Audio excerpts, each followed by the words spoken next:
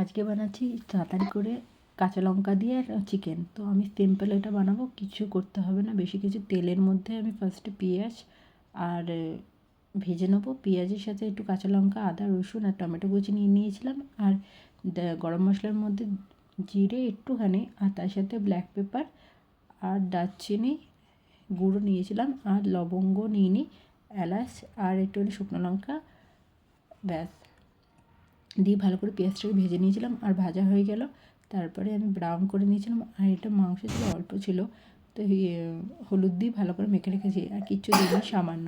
তা পেঁয়াজটাকে বেরেস্তা করে নিয়েছিলাম, আর বেরেস্তা করে ওই আদা রসুনের মধ্যে টমেটোর মধ্যে একসাথে পেঁয়াজটাকে বেটে নিয়েছিলাম। খুব ইজি আর তাড়াতাড়ি হয়ে গেছিলো। তো বেটে নেওয়ার পর ওই মশলাটাও একসাথে দিয়ে দিয়েছিলাম হলুদের মধ্যে, আচ্ছা হলুদের মধ্যে যে চিকেনটা ছিল ওটার মধ্যে, তা দিয়ে ভালো করে কষিয়ে নিয়ে একদম ভালো করে মশলার সাথে কষিয়ে নিতে হবে ঢাকা দিয়ে দিয়ে। তো মশলার সাথে কষিয়ে নিই, তারপর ওর মধ্যে আস্তে আস্তে করে সব মশলা, ঘরেরই সব মশলা দিয়ে দিয়েছিলাম। হলুদ গুঁড়ো, কাশ্মীরি রেড চিলি, জিরে, ধনে, আর তার সাথে গরম মশলা, আমি লিফিসের গরম মশলা দিয়েছিলাম। তোমরা তোমরা যা খুশি দিতে পারো গরম মশলা। আর তার সাথে একটু বিরিয়ানির মশলাও দিয়ে দিয়েছিলাম।